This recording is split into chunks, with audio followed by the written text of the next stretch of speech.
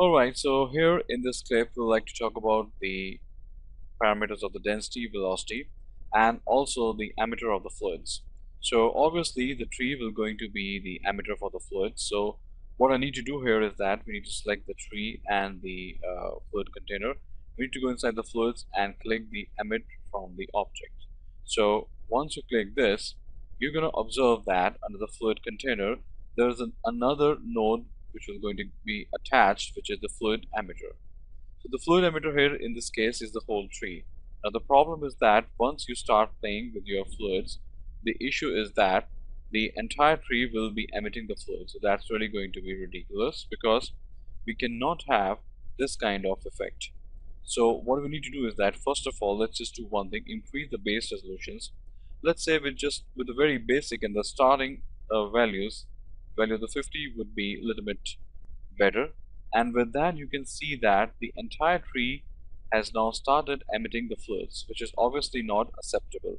So the case is that based upon my own artistic as well as the aesthetic decision, I want only the certain sections of the tree should be emitting the fluids, or indirectly I could say that only the certain section of the tree would be emitting the fire along with the smoke, because it would really look good that if certain section of the tree is set upon to the fire, not the whole tree. Alright, so that the user or the observer should also going to find the details inside the tree, and of course with the presence of the proper textures, light, environment, rendering, and everything, the whole composition of the image should look very nice and should soothe to the eyes. Alright, so from that perspective, I really would like to encourage that only the few sections of the tree should be set to the fire.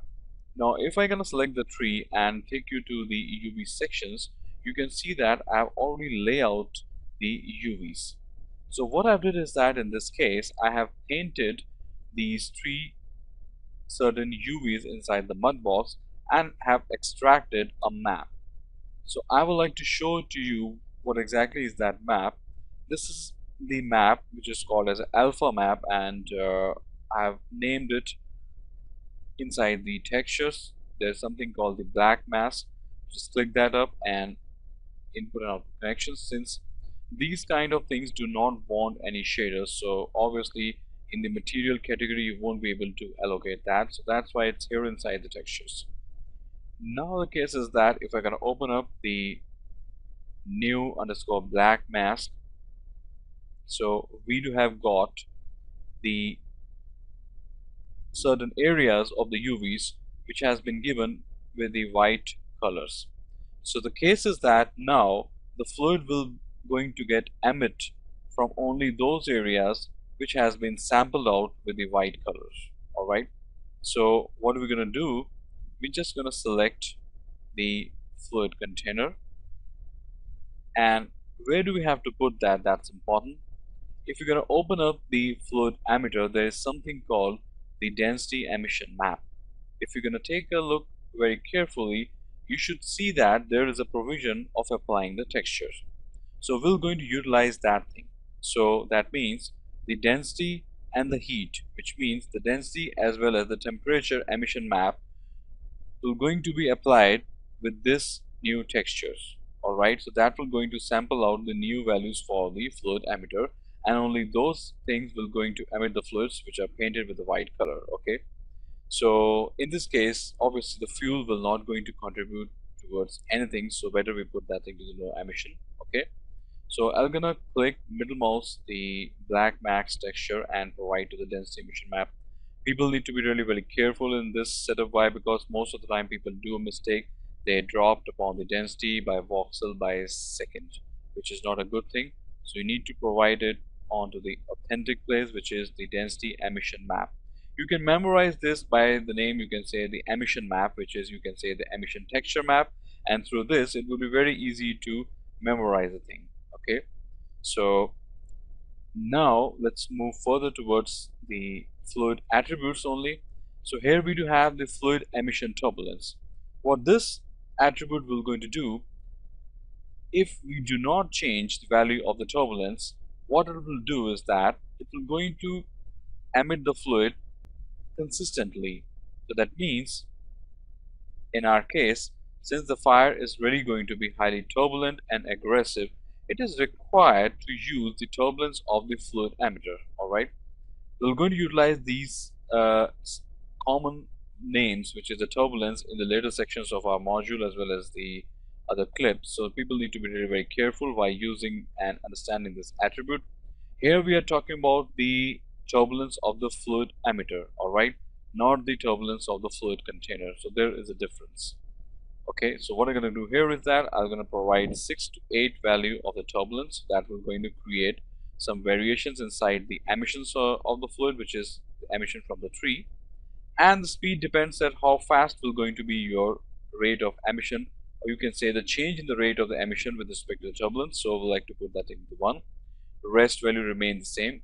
What we could do is that we can change it a bit, let's say 0.8 and let's say 0.75. And in case of the detailed turbulence, we'd like to set that into the 1. Okay, so with that, the attributes of the turbulence are done. And people also need to be careful here. The fluid drop off is by default set to the 2. We would like to set that thing to the 0. Okay, so with these settings, what I'm gonna do is that let me just play our timeline and see. Now the cool thing is that, guys, not the entire section of the tree, but only certain sections of the tree is now emitting the fluid.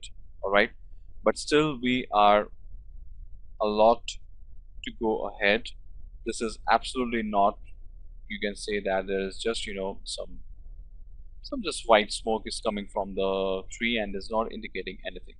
So let's just do one thing. Let's start building up the powerful section of our fluid container, that is the density attribute. So what I'm going to do here is that just move inside the density section and start improvising the attributes of the density. So here, first of all, we'd like to address the density scale, which you can say the overall multiplier of the whole density sections. So by default, we like to keep it to the 0.5 and never ever try to put that value to the 1. Even that means that certain elements like, you know, gold, wood, they even also do have the provision to let the light pass away. So technically the density cannot be the 1. Okay, so what you can do is that you can keep the value of 0.55 or maybe 0.5 with the density scale. So this whole value will going to be multiplied with the sections of the density. All right, so what else we're going to do is that we're going to tweak the value of the buoyancy, which is the upthrust force. Or you can say the reason why I'm using the buoyancy is clearly apparent, that because, you know, we are also going to utilize the smoke inside the container. So obviously to push the smoke towards the upward direction, the buoyancy is required.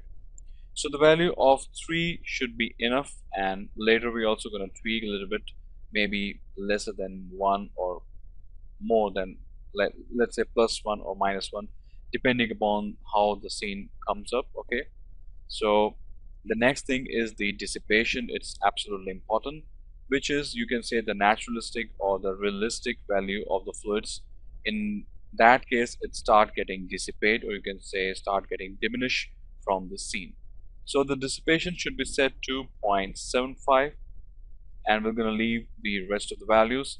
Now the most important thing here is that the gradient force of that will going to finish up with the density section. The gradient force here going to play the role of the, you can say, a kind of a push, a kind of a positive energy push in all over the directions of the fluids. You can say a 360-degree kind of the push, which is pushing the fluids all over the directions. It has got no specific directions, which means no XYZ vectors.